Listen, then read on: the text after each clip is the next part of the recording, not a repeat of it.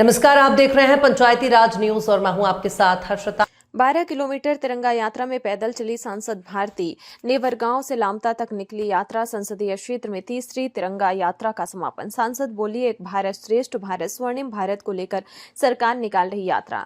प्रधानमंत्री नरेंद्र मोदी के एक भारत श्रेष्ठ भारत स्वर्णिम भारत के सपने को लेकर हर सांसद को संसदीय क्षेत्र में 3 तिरंगा यात्रा निकालने के निर्देश दिए गए थे। सरदार वल्लभ भाई पटेल की 150वीं जयंती से शुरू हुई तिरंगा यात्रा का तीसरा चरण बालाघाट सिवनी संसदीय क्षेत्र के परसवाड़ा विधानसभा में निकाली गई। रविवार 16 नवंबर को परसवाड़ा विधानसभा क्षेत्र के चरेगांव नेवरगांव से लामता तक तकरीबन 12 किलोमीटर तक तिरंगा यात्रा में सांसद भारती पारधी हाथों में तिरंगा लेकर लोगों से मिलते हुए चली हैं। जनपद अध्यक्ष फूलचंद सहारे, संबन सिंह धुर्वे, रामेश्वर कटरे, विशाल मंगवलानी और क्षेत्रीय जनप्रतिनिधियों, कार्यकर्ताओं और ग्रामीणों के साथ यह यात्रा आदिवासी नृत्य, डीजे, धुमाल, देशभक्ति गीत और हाथों में तिरंगा लेकर प्रारंभ हुई। इस यात्रा का लामता में समापन किया गया।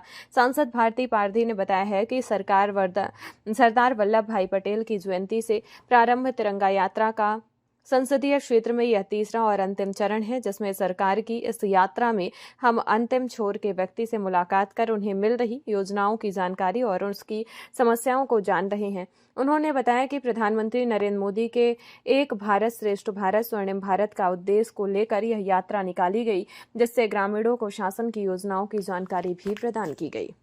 यात्रा कर रहे हैं, क्या लोगों को क्या संदेश देना चाहता है, किस कारण से पदयात्रा निकालना पड़ा आपको? सरदार वल्लभ भाई पटेल की 150वीं जयंती पूरा देश मना रहा है और उसी के तारतम्य में ये यात्रा हमने शुरू की है। देश के यशस्वी प्रधानमंत्री आदरणीय नरेंद्र मोदी जी का कहना है कि एक भारत श्रेष्ठ भारत और स्वर्णिम भारत की कल्पना जो सरदार वल्लभ भाई पटेल ने की थी, उनके ही विचारों को गाँव-गाँव तक, घर घर पहुँचाने का काम इस यात्रा के माध्यम से हम करने जा रहे हैं। इस यात्रा का मुख्य रूप से जो उद्देश्य है वो घर घर गाँव तक पहनाना और पहुँचना है। और यह यात्रा हमारी अकेली भारतीय जनता पार्टी की यात्रा नहीं है, ये यात्रा सरकार की यात्रा है।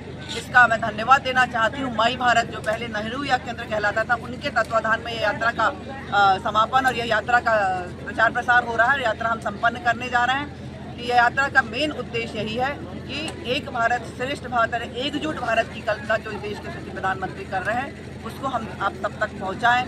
और इसी बहाने हम अपने ग्रामीणों से जो हमारी विचारधारा है, जिससे ज़्यादा रखते हम काम करते हैं, अंतिम छोर पर बैठे व्यक्ति का सर्वांगीण विकास, इसी यात्रा के माध्यम से उस व्यक्ति तक भी हम पहुंचने का काम कर रहे हैं, जो अपनी बात हमसे निसंकोच कह सके, आकर अपनी बात कर सके और सरकार की योजनाओं का लाभ उनको मिल रहा है नहीं मिल रहा है उसकी जानकारी और उससे पूछताछ हम करें। यात्रा कहाँ से प्रारंभ हुई है और कहाँ समापन होगा? नवेगांव से प्रारंभ हुई है और अभी लामता में खत्म होने वाली है। ये हमारी तीसरी और अंतिम यात्रा है। देश के प्रत्येक सांसदों को 3-3 यात्रा करना था। मेरे जिले में लोकसभा क्षेत्र में 2 जिले आते हैं, तो एक यात्रा हमने 31 तारीख को सरदार पटेल की जयंती के दिन किया था, दूसरी यात्रा हमने सिवनी में किया और ये तीसरी और अंतिम यात्रा परसवाड़ा विधानसभा में हम संपन्न करने जा रहे हैं। ये बताइए, ये पदयात्रा है तो उद्देश्य क्या है? इस पदयात्रा का उद्देश्य डॉक्टर सरदार वल्लभ भाई पटेल की जो एक भारत श्रेष्ठ भारत को लेकर के जैसा उनका विजन था, उसको लेकर के हमको प्रत्येक गांव में जाना है और उनके विचारों को प्रत्येक ग्राम के अंतिम छोर तक के पहुंचाना है। ये यात्रा कहाँ से प्रारंभ हुई है, कहाँ तक पहुँचेगी? एक यात्रा हमारी जो है वो हमारे पहले बालाघाट विधानसभा में हो चुकी है। प्रत्येक लोकसभा में 3 यात्राएं करी जानी थी। क्योंकि हमारी लोकसभा में 2 जिले आते हैं, तो एक यात्रा बालाघाट विधानसभा में हो चुकी है, दूसरी यात्रा हमने सिवनी विधानसभा में किए थे। ये जो यात्रा है परसवाड़ा के नेवर गाँव से होते हुए लामता की ओर जा रही है। क्या उद्देश्य देना चाहेंगे, क्या उद्देश्य? मैं समस्त जिलेवासियों को, हमारे लोकसभा में आने वाले प्रत्येक व्यक्ति को यही उद्देश्य देना चाहूँगा कि अधिक से अधिक सरदार वल्लभ भाई पटेल के बारे में पढ़ें, उनके बारे में समझें और जो उनके उद्देश्य हैं, जो उनकी नीतियां हैं, उनको लेकर के काम करें और अपने जीवन में इसको आगे बढ़ाएं। कितने लोगों ने पदयात्रा में शामिल हुए?